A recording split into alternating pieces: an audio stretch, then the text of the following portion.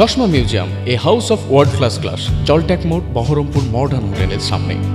বহরমপুরের road show থেকে নাম না করে হুমায়ুন কবিরকে আক্রমণ করলেন অভিষেক ব্যানার্জি। তিনি বলেন, বেলডাঙ্গার ঘটনার প্রত্যক্ষ মদত ও ইন্ধন দিচ্ছেন যিনি, এই মাটিতে আরেকটা গদ্দার তৈরি হয়েছে সে।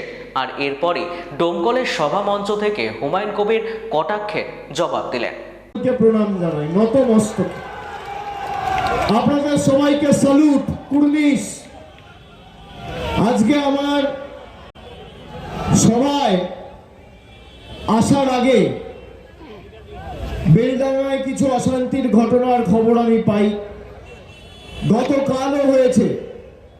পার্টির তরফ থেকে আমাকে অনেকে সকালে ফোন করে বলে যে আজকে সভাটা করার দরকার নেই, 2 দিন 3 দিন পরে করলে হবে, অনেকে আসতে পারবে না, বেলডাঙ্গায় অনেক গাড়ি আটকে থাকবে।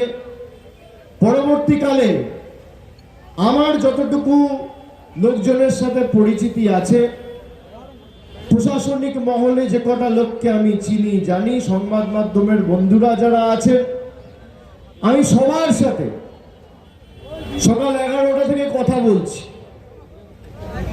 তারপর খোঁজ নিয়ে দেখলাম এই যে ঘটনাটা ঘটছে এর ইন্ধন দিচ্ছে বিজেপির বাবুরা, আর একটা নতুন গদ্দার তৈরি হয়েছে এই মাটিতে সে।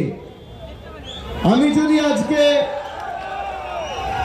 যদি আজকে এখানে না আসতাম তাহলে সেই গদ্দারদের অক্সিজেন দেওয়া হতো। আমি যখন খোঁজ নিয়ে দেখলাম যে এই ঘটনার পিছনে প্রত্যক্ষভাবে তাদের মদত এবং ইন্ধন রয়েছে, যারা কোনোদিন মানুষের পাশে থাকেনি, একটা গদ্দারকে, একটা মির্জাফরকে, একটা বিজেপির ডামি ক্যান্ডিডেটকে তো আপনারা বিদায় দিয়েছেন, আর একটা নতুন গজিয়েছে। সেটাকে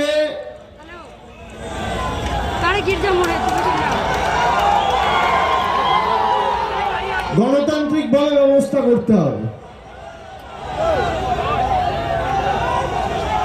ধর্মে ধর্মে বিভাজন তৈরি করে মানুষকে মানুষের বিরুদ্ধে যারা লেলিয়ে দেয়, তাদের বিরুদ্ধে মুর্শিদাবাদকে এক হতে হবে। মুর্শিদাবাদে কোন রকম ভাবে কোন বুথে যদি কেউ বিজেপির বিভাজনের রাজনীতির বিষ বপন করে বিভাজন তৈরি করতে পারে, তাহলে মুর্শিদাবাদ দুর্বল হবে আর বিজেপি শক্তিশালী হবে। আর আপনারা যেভাবে 21, 22, 23, 24 এক ছিলেন, সারা ভারতবর্ষে দেখুন, অন্য যেখানে রাজনৈতিক দল রয়েছে, বিজেপি যেখানে লড়েছে জিতেছে, আর বাংলা একমাত্র জায়গা যেখানে তৃণমূল ধারাবাহিকভাবে বিজেপিকে হারিয়েছে। এর সঙ্গে বিজেপির কি রিলেশন সেটা আগে বাংলার মানুষকে পরিষ্কার করুন, তারপরে আমাকে গদ্দার বলবে। কি দিয়েছে? মুর্শিদাবাদের মানুষের তুলাবাজি করে তো ফুটানি করে।